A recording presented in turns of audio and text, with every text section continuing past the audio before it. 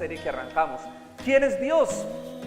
Y hoy vamos a hablar de uno de los atributos, de un atributo que es glorioso, de un atributo de Dios que cambiará tu vida por completo cuando logremos entenderlo. Si tú logras entender lo que hoy vamos a predicar, créeme que tu vida no volverá a ser igual. Hoy vamos a hablar de la santidad de Dios.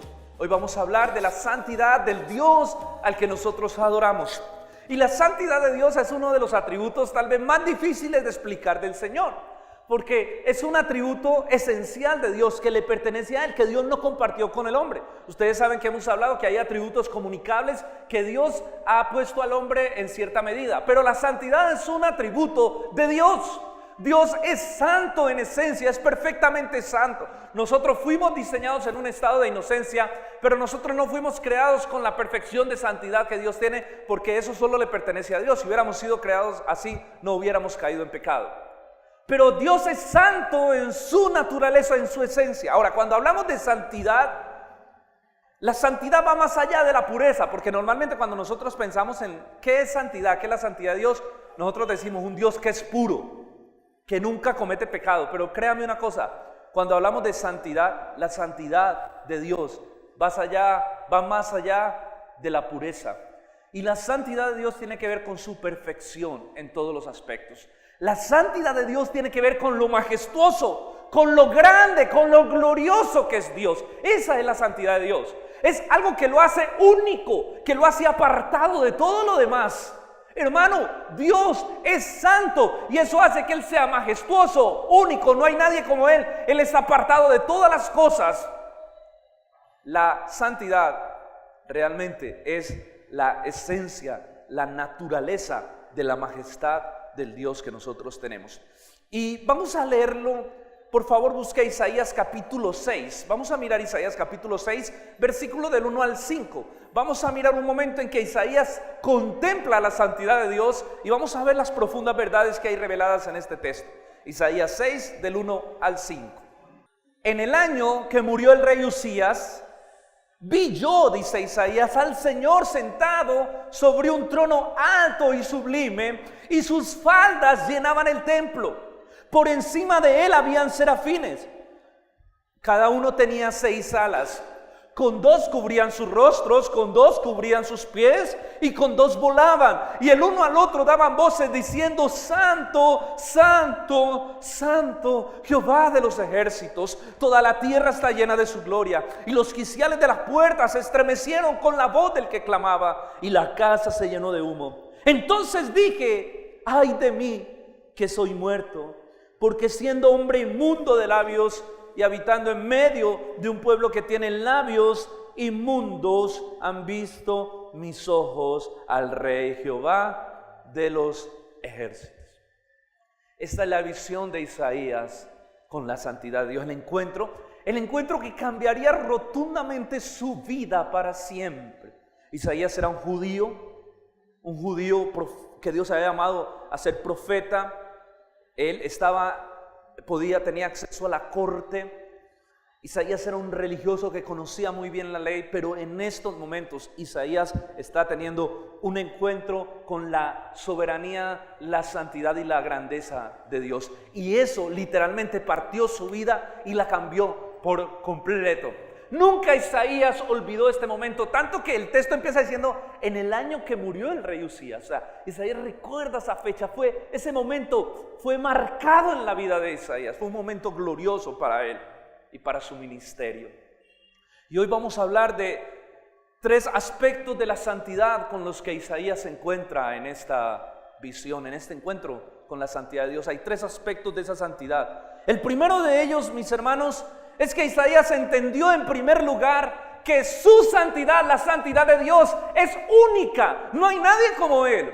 La santidad de Dios es única. Dios es único en santidad, en su santidad. Mire lo que dice el versículo 1. En el año que murió el rey Uzías, dice: vi yo al Señor sentado sobre un trono alto y sublime, y sus faldas llenaban el templo. Una de las cosas que dejó a Isaías perplejo es que cuando Isaías está orando, porque él va al templo a orar, En el momento que muere el rey Usías, Isaías empieza a orar y en ese momento tiene un encuentro, una revelación de Dios a su vida. Dios lo lleva a su mismo trono y dice que Isaías empieza a ver al Señor. Y lo que más le llama la atención es que dice: y vi yo al Señor sentado en un trono alto y sublime. Wow, qué palabra, ¿verdad? Isaías no podía describir el trono. Lo que pudo decir del trono de Dios es que era un trono alto y sublime. Los reyes tenían tronos. Isaías sabía qué significaba un trono. Un trono era un lugar de gobierno. El que se sentaba en un trono significa que tenía una soberanía sobre algunas cosas. Pero Isaías vio a Dios sentado, no en cualquier trono. Isaías vio a Dios sentado en un trono que era alto y que era sublime. Era grandioso, era majestuoso el trono sobre el cual Dios se sentaba. Mis hermanos, ese trono alto y sublime describe el gobierno soberano de nuestro Dios sobre todas las cosas. Dios gobierna sobre todos. Isaías había acabado de ver la muerte de un rey que gobernaba sobre asuntos terrenales, pero en estos momentos está teniendo una visión y está viendo un rey que no lo puede detener ni la muerte, un rey que no muere, un rey que no puede ser detenido por nada, un rey que gobierna sobre todas las cosas, un rey que está sentado en un trono alto y sublime, un Dios que está sobre todos, un Dios que gobierna y que tiene autoridad sobre todas las cosas, sobre todo lo creado, por los siglos de los siglos de los siglos. Ese rey no podía ser detenido ni por la muerte misma.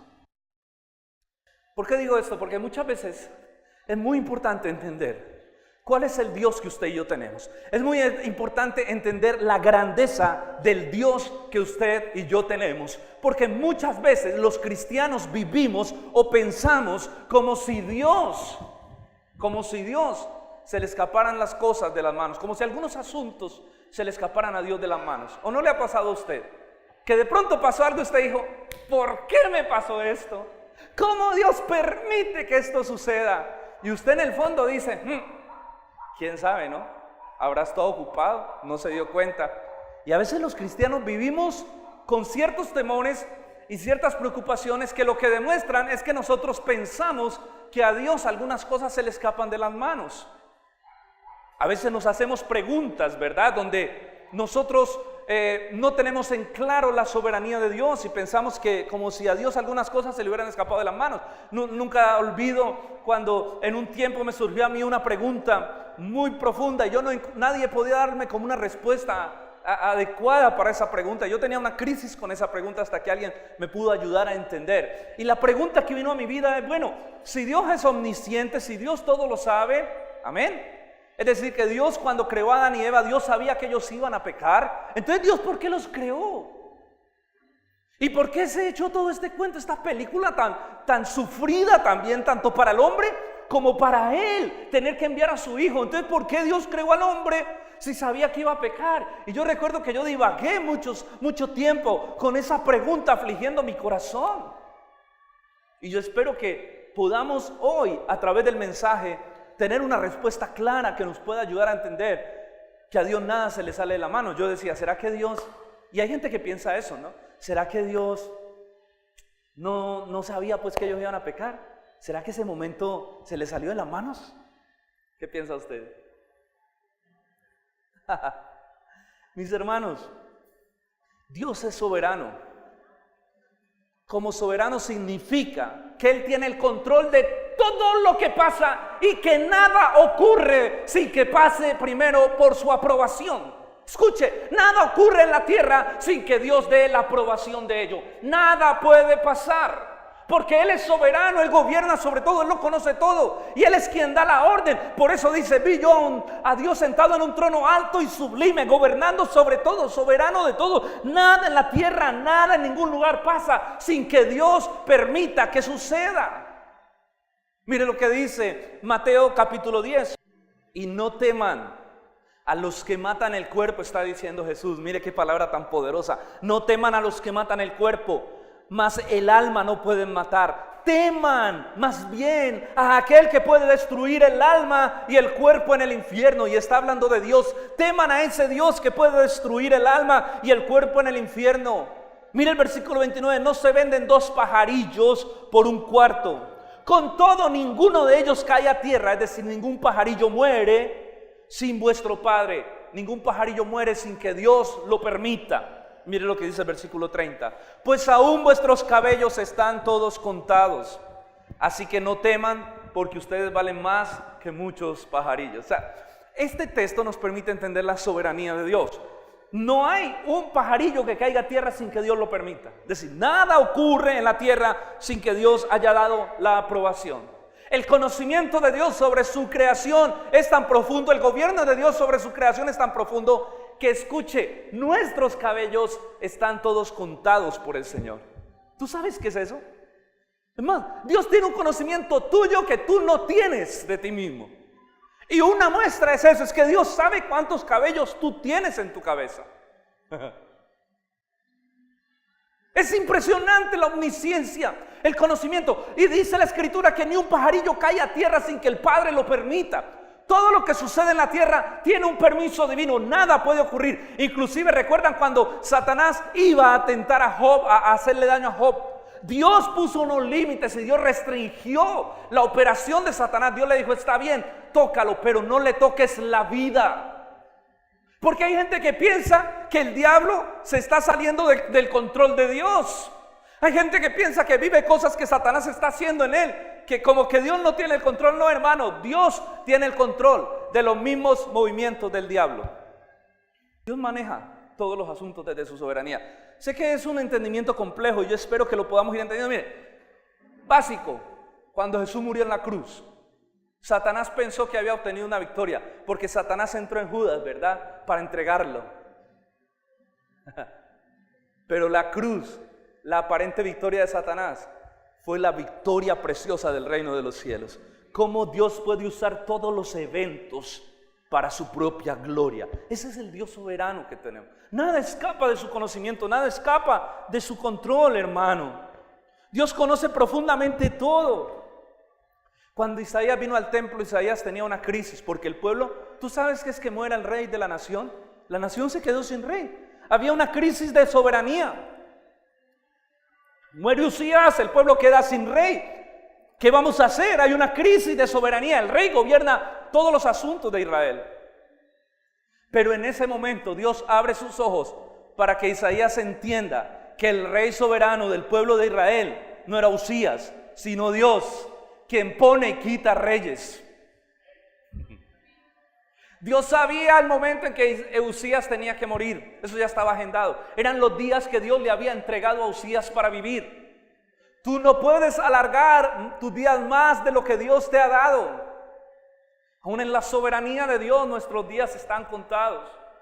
Dios sabía que Isaías iba a tener este encuentro antes de que Isaías naciera.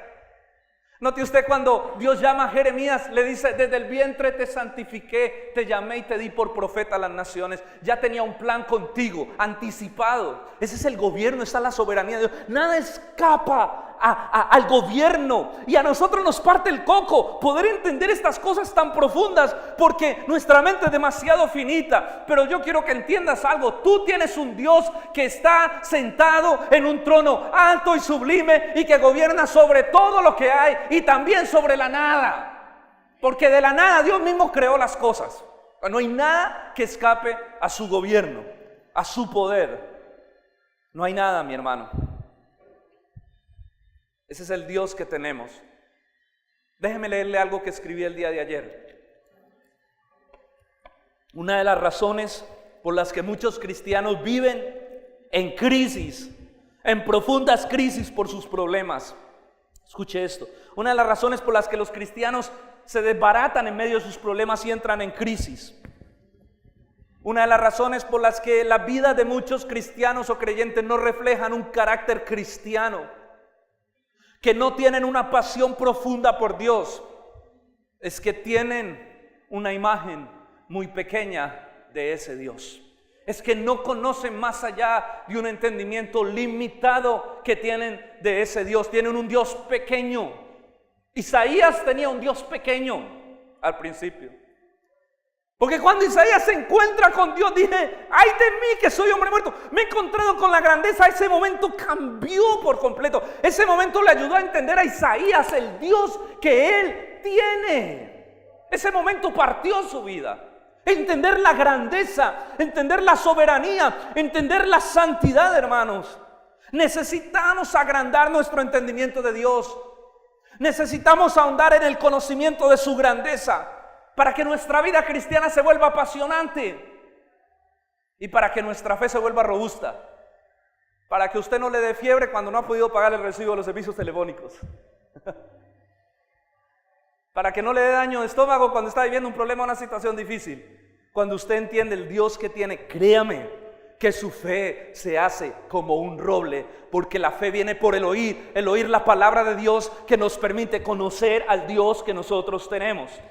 Necesitamos agrandar el entendimiento de ese Dios, necesitamos ahondar en el conocimiento profundo del Dios que tenemos.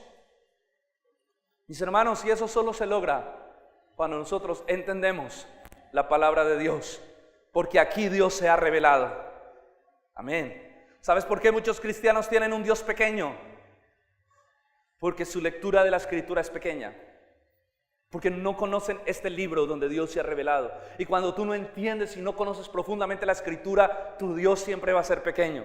Pero cuando tú eres diligente, apasionado por conocer al Dios que se ha revelado aquí, la idea de Dios, o más bien el conocimiento de Dios que tú tienes va a ensancharse, y tu relación con Dios va a profundizarse, porque conocer a Dios no es solo un conocimiento intelectual. Dios permite que ese conocimiento trascienda todas las áreas de tu vida, y Dios permite que ese conocimiento se trabaje en la intimidad con Él, sea una relación profunda con ese Dios. Necesitamos agrandar nuestro entendimiento de Dios. Pero ¿saben qué me da tristeza, hermanos? Y eso se llama pragmatismo. El pragmatismo es una filosofía que dice o que reza, es una filosofía que hace rato ha invadido el mundo. Y el pragmatismo lo que dice es que la verdad es lo que produce resultados. Si algo produce resultados, si algo sirve para la vida práctica, ese conocimiento es verdadero. Y esa ideología ha afectado el pensamiento de muchos cristianos. Entonces muchos dicen, no, es que predicar de quién es Dios, su naturaleza, su carácter, su santidad, eso es doctrina. Hermano, tu vida nunca va a cambiar si solo resolvemos tus problemas prácticos, porque tu problema más profundo es del conocimiento de quién es Dios. El problema más profundo que tenemos los seres humanos es que nosotros desconocemos al Dios que adoramos, su santidad, su grandeza. Por eso yo espero que este tipo de predicaciones puedan realmente cambiar tu manera de vivir, porque cuando tú entiendes la santidad de Dios, tú vas a aprender entonces cómo tú tienes que tratar a tu esposa, tú vas a entender cómo tienes que tratar a tu esposo. Pero si yo solo te doy una charla aquí de cómo tratar a la esposa, y lo hemos hecho, de hecho en el seminario para hombres y de mujeres lo estamos haciendo, pero si nos quedamos en los asuntos periféricos y prácticos, sin entender quién es Dios, no va a pasar nada. No vamos a tener que pasar la vida trabajando asuntos prácticos para tener una vida más favorable. Pero cuando se predica a Dios, cuando hablamos de Dios, cuando tú sabes quién es Él, tú te enamoras de Él, porque tú te enamoras de aquel a quien conoces. Es por eso que mucha gente no está enamorada de Dios, y hay gente que sirve a Dios. La iglesia de Éfeso en Apocalipsis servía a Dios, pero más sin embargo Dios le dijo, tú haces muchas cosas por mí, pero tengo una cosa contra ti, has perdido tu primer amor. Uno puede servir a Dios sin pasión, sin amor por Él, por muchas otras motivaciones. Y entonces necesitamos estar tal vez manipulando y necesitamos estar forzando para que la gente sirva, para que la gente viva la vida cristiana, pero no hay una pasión que surge en el corazón porque no estamos enamorados de Dios, porque no conocemos a Dios, porque no conocemos la palabra de Dios, porque no conocemos quién es Él, su naturaleza, su grandeza. Pero cuando lo conocemos quedamos tan impactados por ese conocimiento, esa experiencia que tenemos con el Señor, que no nos queda de otra más que estar enamorados y rendidos en su presencia y de servirle con pasión, no importa que tengamos que dar la vida por eso. ¿Ven la diferencia?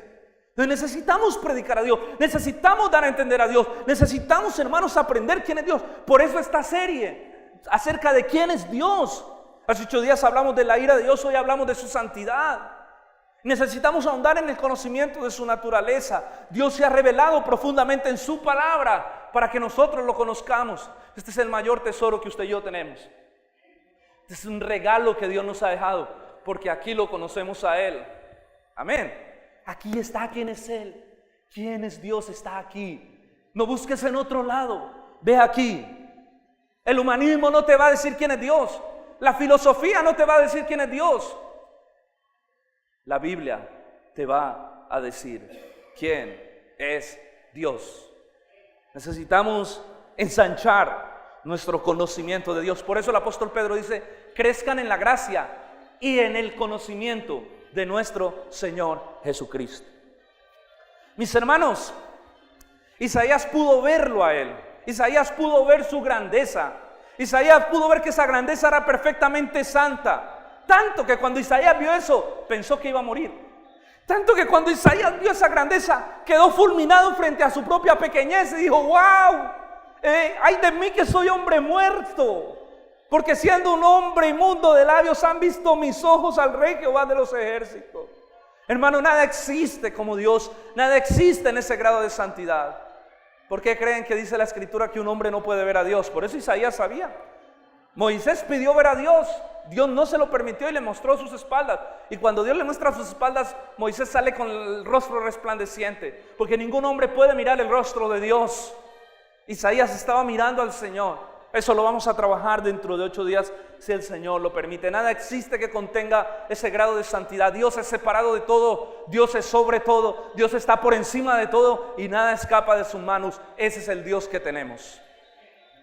La segunda verdad o el segundo aspecto que entendió Isaías acerca de la santidad de Dios en este texto está en el versículo 2 y 3, y es que su santidad es digna de ser adorada. Su santidad es digna de ser adorada. Por favor, mire el versículo 2 y el versículo 3.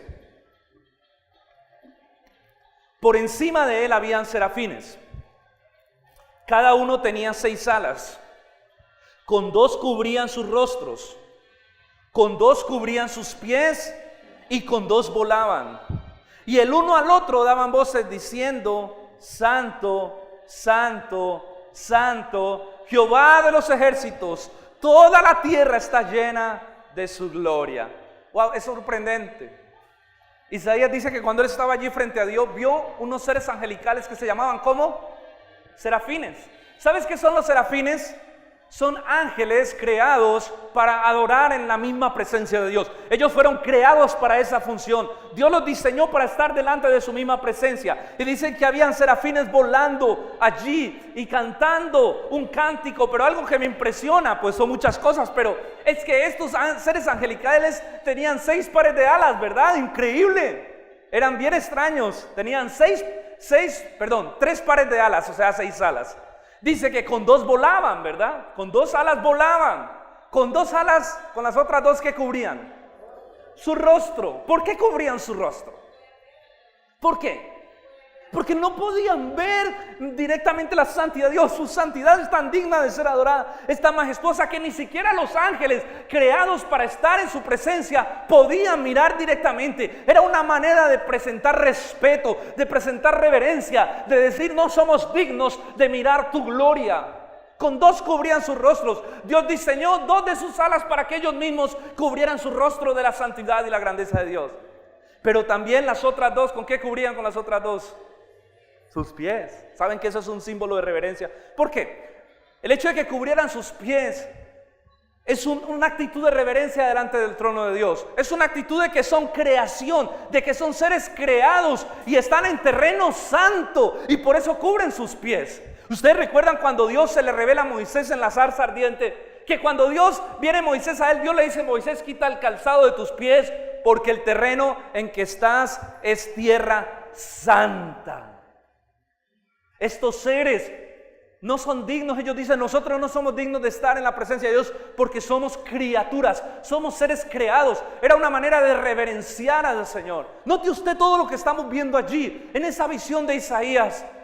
Hermano, ni los mismos seres creados para estar en su presencia se sentían dignos y podían estar allí como con esa grandeza tan gloriosa. Para ellos era algo tan maravilloso que tenían que cubrir sus ojos de la gloria de Dios y cubrían sus pies en actitud de reverencia y volaban. Y dice que el uno al otro daban voces diciendo: Santo, Santo, Santo, Jehová de los ejércitos. Toda la tierra ¿está ¿qué? Llena de su gloria. Oye, mi hermano, esto es impresionante, ¿saben?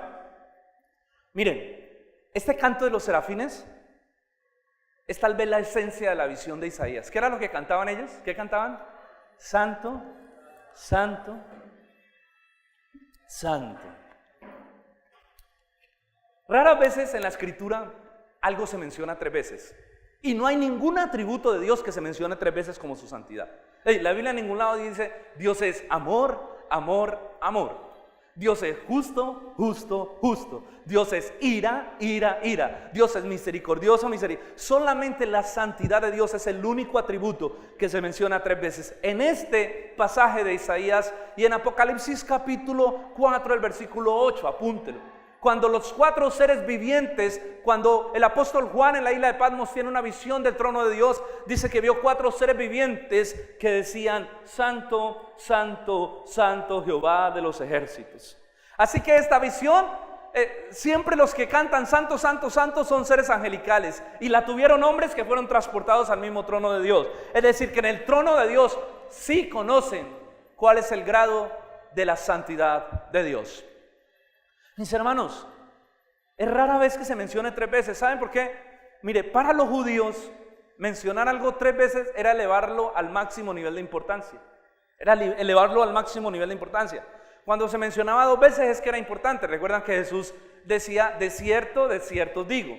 O sea, cuando Jesús decía de cierto os digo, es pónganme cuidado porque les voy a decir algo muy importante. Pero cuando la Biblia dice algo 3 veces, por allá Apocalipsis también dice: ay, ay, ay. Y eso es justo antes de que se suelten las copas de la ira de Dios. Es decir, lo que viene es tan poderoso que es mejor que presten atención. Está elevando algo a su máxima expresión. Así que la palabra santo, santo, santo nos dice que la santidad es el atributo de Dios que permea todos sus demás atributos. O sea, nunca hay un atributo por encima de otro. Pero escuche, la santidad de Dios significa que su amor es santo, que su justicia es santa, que su verdad es santa, que su poder es santo, que su presencia es santo, que su naturaleza es santa, que todo lo que hay en Dios es santo, santo, santo y es digno de ser adorado.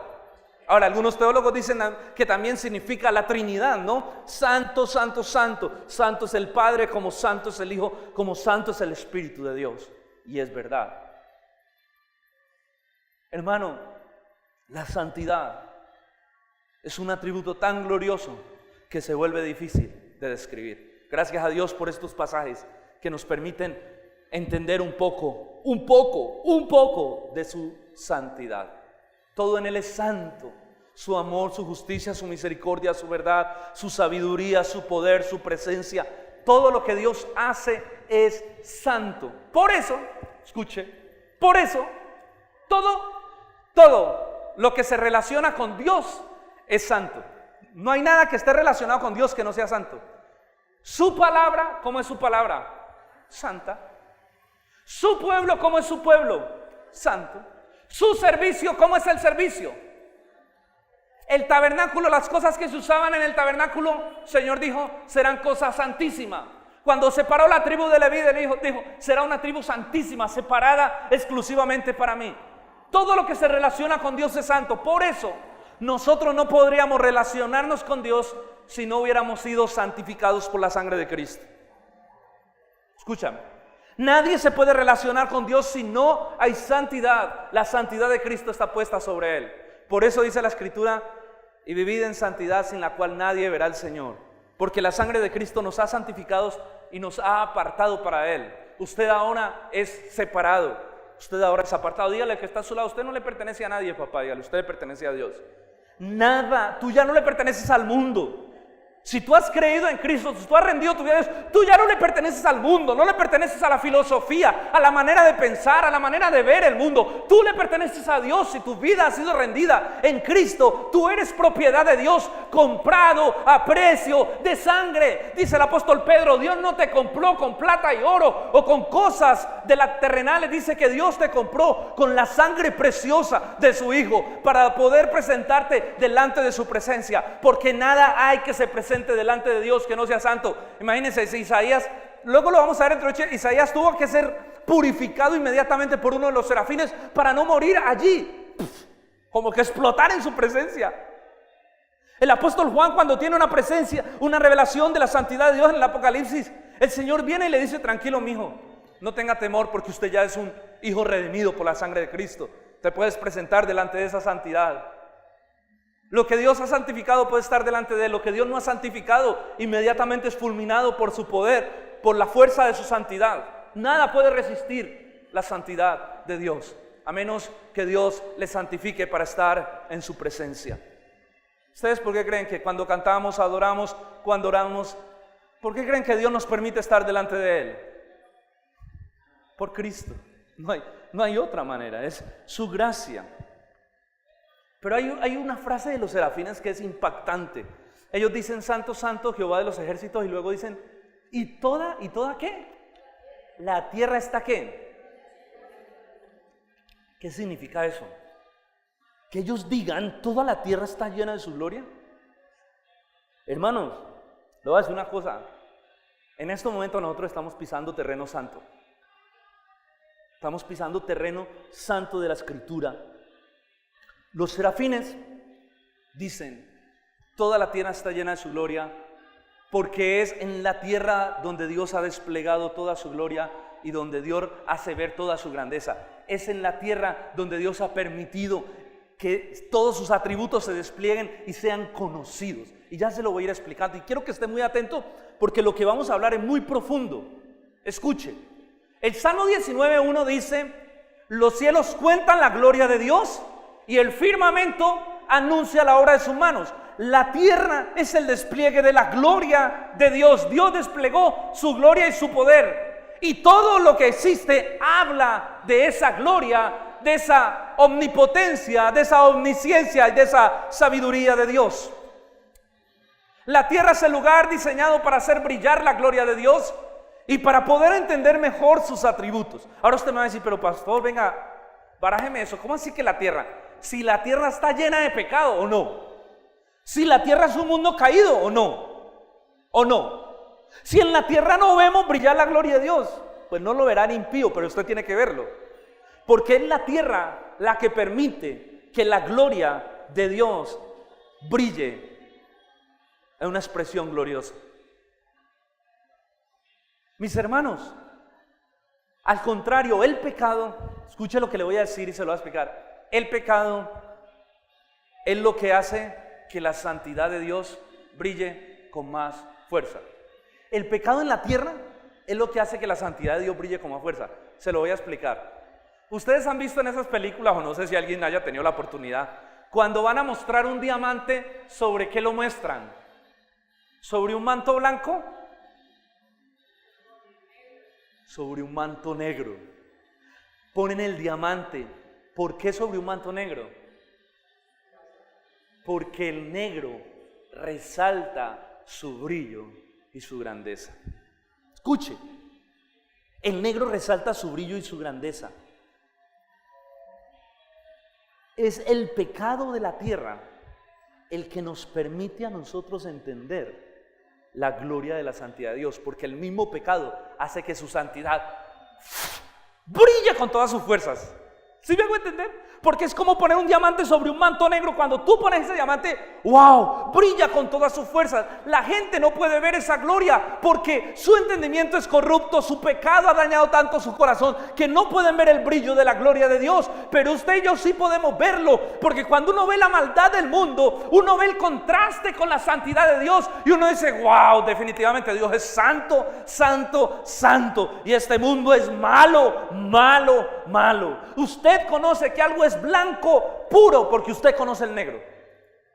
¿Sí está claro? El conocimiento de que algo es negro, tú dices: eso es blanco.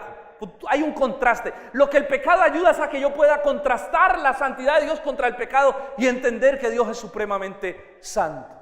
Mis hermanos, nosotros muchas veces tenemos a pensar que a Dios se le salió de las manos, y muchas veces les decía, como yo me hacía la pregunta, a veces pensamos que a Dios se le salió de las manos el hecho de que Adán y Eva iban a pecar. ¿Sí o no? Como que bueno, si Dios creó un mundo y Dios sabía que en este mundo iba a haber pecado, ¿por qué lo permitió? ¿Sabe por qué? A Dios no se le salió de las manos. Eso ya estaba planeado. Estaba planeado antes de la fundación del mundo. Y estaba planeado que iba a haber un redentor Ahorita lo vamos a leer en Efesios. Antes de la fundación del mundo. O sea, ya todo estaba orquestado. Todo estaba planeado por Dios. Porque es el pecado el que permite que los atributos de Dios brillen con más fuerza y se manifiesten. Porque gracias a que conocemos la maldad, podemos entender que la santidad de Dios es supremamente grande. Gracias a que usted y yo vivimos el pecado, podemos un día adorar su misericordia. ¿Sí o no? A que fuimos rescatados del pecado, como fuimos rescatados de la maldad, pudimos ver su misericordia. Entonces la tierra es el lugar donde los atributos de Dios brillan con fuerza. Una de las razones por las que Dios permitió al pecado existir, es que el pecado resalta la santidad de Dios y sirve como un contraste. Escuche, Dios no creó el pecado, no estoy diciendo que Dios creó el pecado. Eso lo vamos a ver en otra predicación que va a dar el Señor Jesucristo en el cielo, porque no lo ha resuelto nadie. Dios no creó, Dios permitió la manifestación del pecado, porque es la maldad la que resalta. ¿Cómo? Es increíble cómo Dios es glorificado por todo.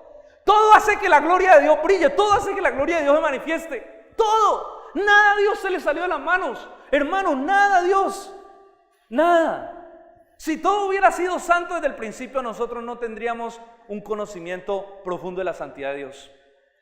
¿Sí? Si nunca hubiera habido pecado, nosotros no tendríamos el conocimiento que tenemos ahora de la santidad de Dios y el conocimiento que vamos a tener en la eternidad. Y gracias a ese conocimiento es que lo vamos a adorar de una manera poderosa y gloriosa. Cuando lleguemos al cielo, nosotros vamos a dar cuenta de quién es Dios y decir, wow, lo que vimos en la tierra no era ni una pizca de lo que realmente es Dios. Tanto así que vamos a tener toda la eternidad para conocerlo y nunca lo vamos a acabar de conocer. Ese es el Dios que tenemos. Cuando tú empiezas a entender la soberanía de Dios, te das cuenta de que todo estaba planeado desde un principio para su gloria. ¿Qué es la soberanía de Dios? Es que a Dios nada se le salió de las manos. Nada a Dios se le escapó de sus manos. Dios sabía todos los acontecimientos desde antes de la fundación del mundo. Y cuando uno empieza a entender la soberanía de Dios, uno empieza a ver cómo todo Dios lo orquestó desde antes de la fundación del mundo para su gloria eterna. Y uno puede entender textos como este. Miren por favor Efesios, un texto como estos, usted puede entenderlo ya entendiendo estas cosas. Efesios capítulo 1, versículo del 4 al 6. Dice que Dios nos escogió en Él antes de ¿qué? ¿Cuándo nos escogió Dios? Antes de la fundación del mundo. Impresionante. Para que fuéramos santos y sin mancha delante de Él. Es decir, antes de que existiera el pecado, Dios ya nos había escogido en Él para presentarnos santos y sin mancha delante de Él. ¡Qué impresionante! Mire cómo Dios ya conoce todas las cosas. Antes de la fundación del mundo, versículo 5, en amor nos ha predestinado, o sea, nos ha elegido desde antes de la fundación del mundo, para ser adoptados hijos suyos por medio de Jesucristo, según el puro afecto de su voluntad. Y mire el versículo 6 cómo cierra, para la alabanza de la gloria de su gracia, con la cual nos hizo aceptos en el amado. Lo que quiere decir este texto es que Dios tenía todo orquestado antes de la fundación del mundo, para que nosotros pudiéramos adorar su gracia, adorar su misericordia. Porque habiendo sido rescatados del pecado, podemos estar ya en la alabanza de la gloria de su gracia.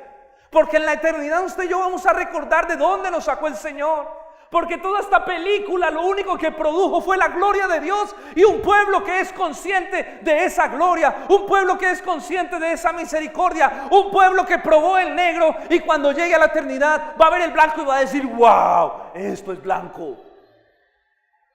Para el entendimiento de su grandeza, Dios orquestó todo para que nosotros le pudiéramos dar gloria a su nombre. Hermano, es maravilloso. A Dios nada se le sale de las manos. Es lo que te quiero decir con esto. Tenemos un Dios soberano que es digno de ser glorificado, que es digno de ser alabado por su pueblo, porque a Dios nada se le sale de las manos. Nada. Nada lo toma por sorpresa.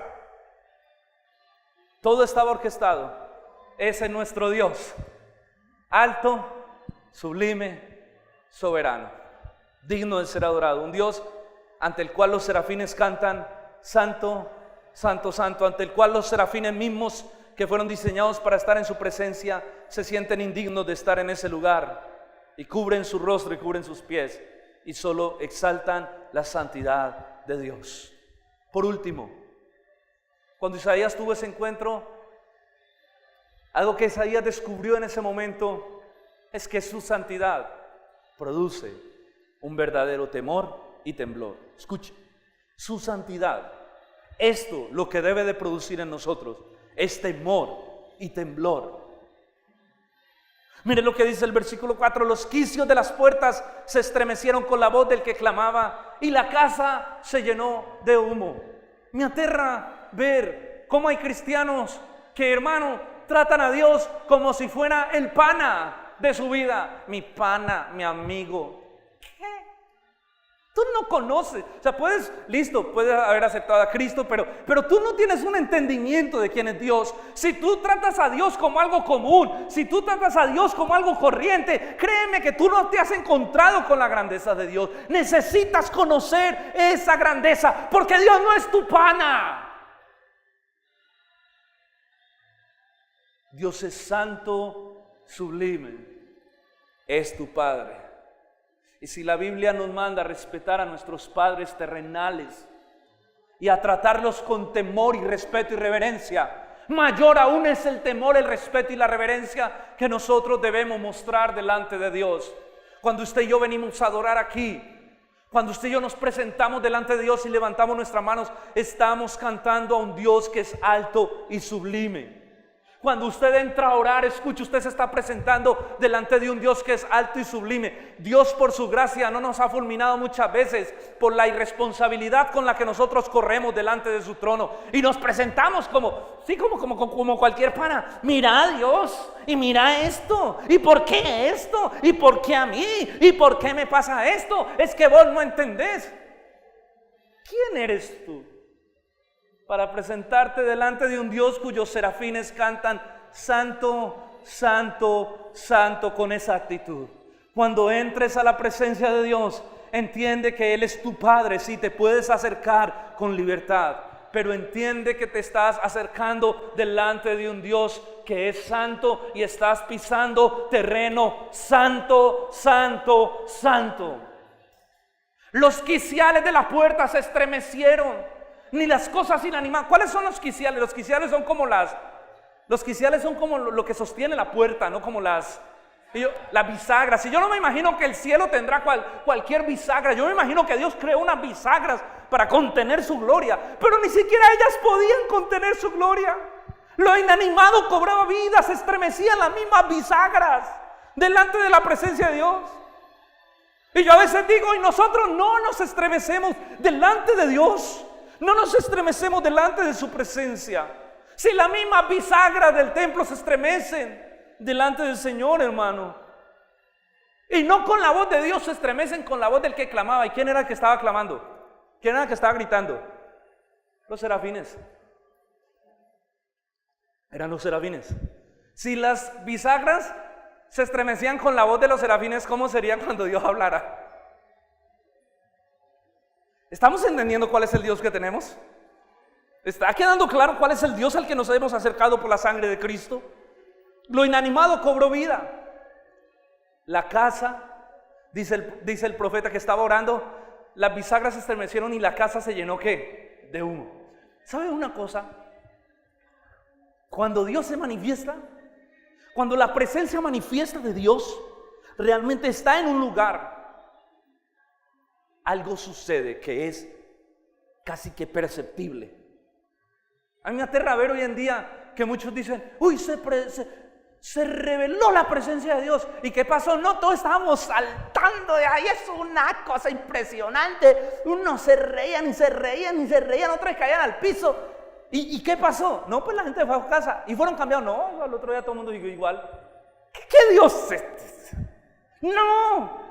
Cuando Dios se manifiesta en un lugar, su presencia es incontenible. Los seres humanos son tocados, son transformados. Isaías dijo, ay de mí, que soy hombre muerto. Cuando la gloria de Dios pesada toca un lugar, las vidas son cambiadas. ¿Listo? Puede pasar que alguien se cayó, que los demonios salieron. Cuando Jonathan Edwards predicó y hubo un gran avivamiento, pasaban estas cosas. Pero ¿sabes cuál es un signo vital de que Dios estuvo y de que no fue una manipulación emocional del ambiente? Que cuando el poder de Dios no está, nosotros acudimos a veces a manipular el ambiente, terrible pecado. para mostrar que hay poder. Pero cuando Dios está, ¿sabe qué es? Que hay vidas cambiadas, que hay pecadores arrepentidos, que hay pecadores humillados, que nosotros sentimos el peso de nuestro pecado y nos humillamos delante de Dios. Y ese día nunca lo vamos a olvidar, porque ese día nos cambia la historia para siempre. Una de mis oraciones es que la presencia de Dios repose sobre este lugar, que todo el que cruce esa puerta caiga de rodillas delante de Dios y sea quebrantado y pueda decir: te necesito, quiero que seas mi Dios. Que ella deje de vivir para sí mismo, que ella deje de vivir para su gloria, que empiece a vivir para el Señor.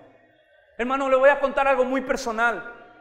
El entendimiento de estas cosas ha impactado tanto mi vida que hay momentos donde no he podido dormir, porque mi mente está pensando y pensando en el Señor, y tengo que levantarme a orar y a buscar al Señor, porque hay algo que está pasando por este conocimiento de la santidad de Dios, por este texto. Este ha sido uno de esos mensajes que no me ha dejado dormir durante la semana, de ver la grandeza del Dios que tenemos y de ver que nosotros no entendemos a veces lo grande que es ese Dios. Porque ha sido mi oración: Señor, permite que lo que yo estoy sintiendo, la iglesia lo sienta y aún mayor, que podamos conocerte, que podamos tener la experiencia de Isaías, porque el que tiene la experiencia de Isaías no vuelve a ser el mismo nunca más en la vida. Nunca más vuelve a ser el mismo. Isaías dijo: ay de mí, que soy hombre muerto, ay de mí. No solo los quiciales se estremecieron, Isaías estaba que se moría en ese momento de experimentar la gloria de Dios. Isaías estaba que moría, se estaba, hermano, desintegrando por partes, hasta que el Señor manda un serafín y le dice: esto tocó tu pecado, y Dios quita la culpa. Porque cuando Dios está, lo primero que tú empiezas a sentir es el peso de tu pecado, y tú necesitas decir: Señor, perdóname, perdóname, perdóname, perdóname. Gracias a Dios por el sacrificio de Jesús que quitó la culpa de nuestro pecado. Esto es un reflejo de la cruz. La cruz que nos santifica, la sangre que nos santifica, para que podamos estar en pie delante de esa santidad.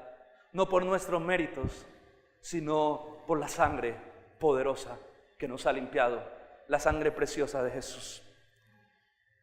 Hermanos, cuando entendemos quién es Dios, necesitamos temblar delante de su presencia. Necesitamos temblar.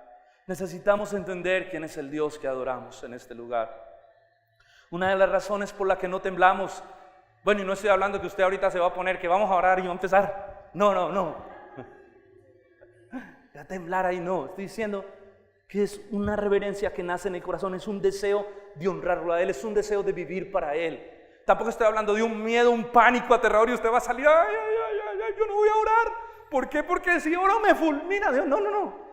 Porque hemos sido presentados por la sangre. Estoy hablando de que el que entiende estas verdades empieza a tener una reverencia, un temor, un amor apasionante por el Señor. Cuando sabe a qué Dios se ha acercado, empieza a tener una idea, una dimensión más profunda de la naturaleza y del carácter del Dios que nosotros adoramos en este lugar. Esta visión y todas las escrituras nos enseñan que Dios no es un objeto común, no es un ser común. Dios es único, es soberano, y Dios es santo, santo, santo.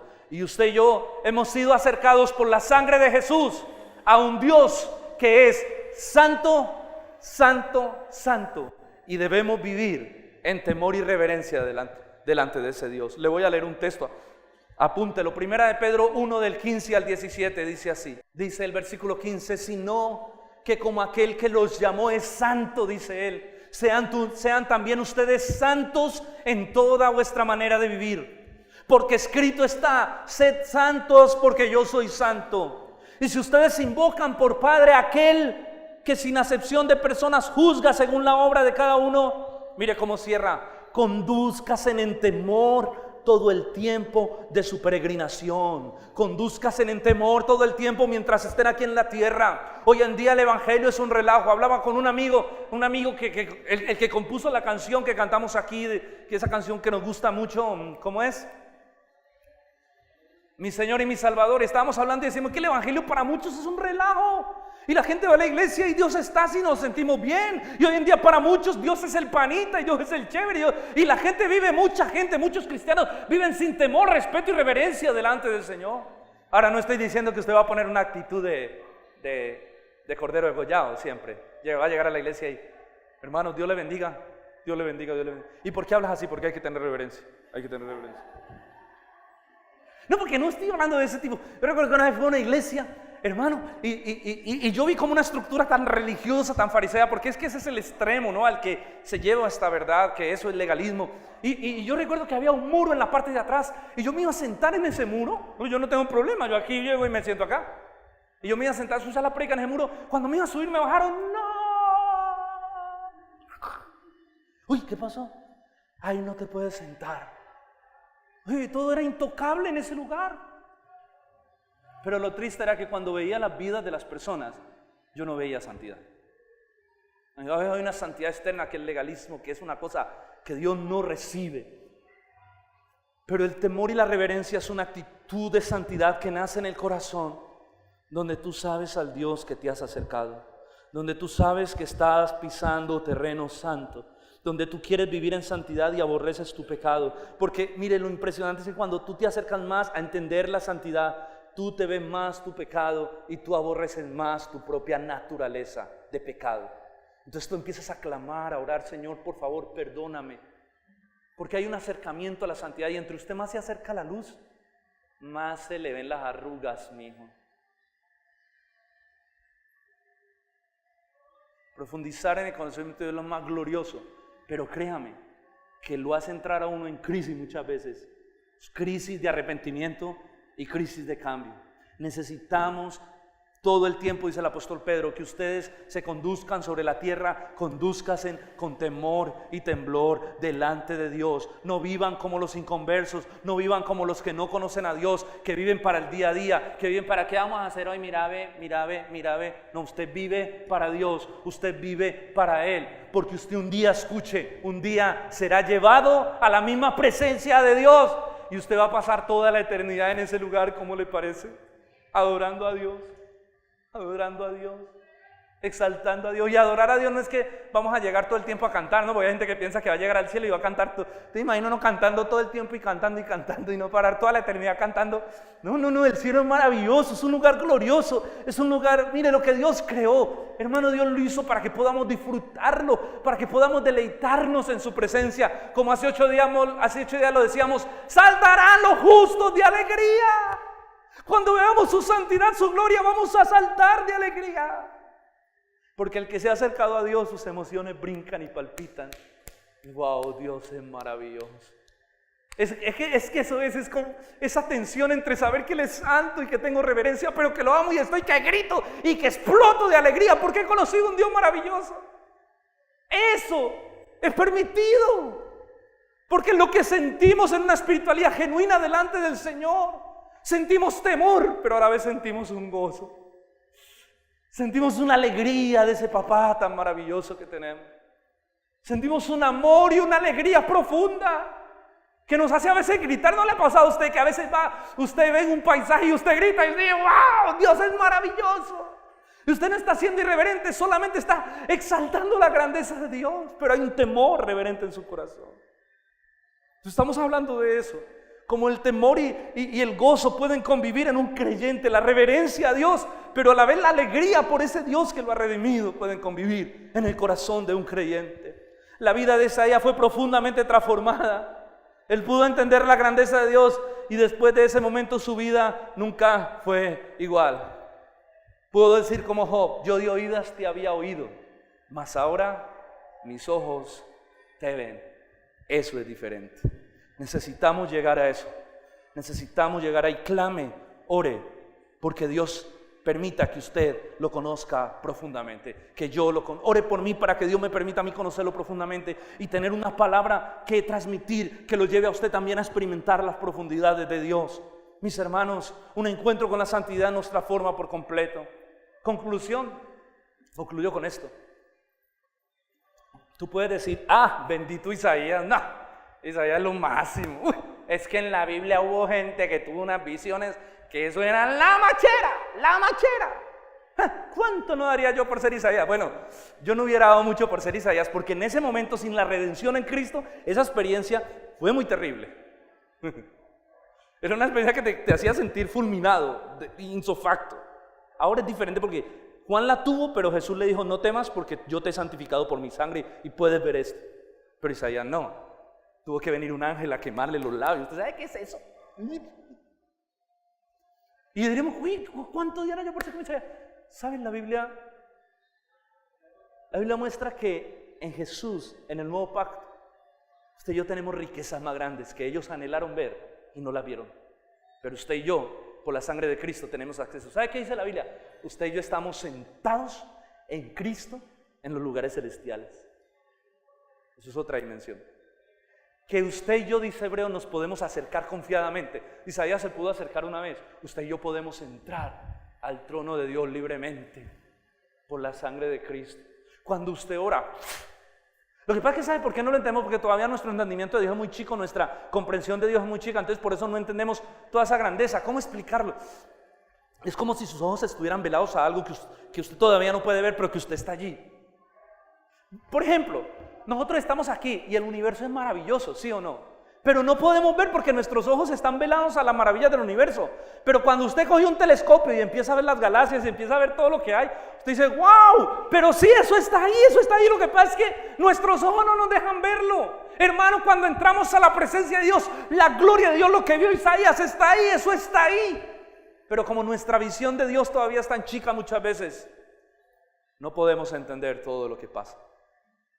Pero a medida que nosotros crecemos espiritualmente, nosotros podemos tener una mayor comprensión de la grandeza de Dios y a entender mejor la espiritualidad.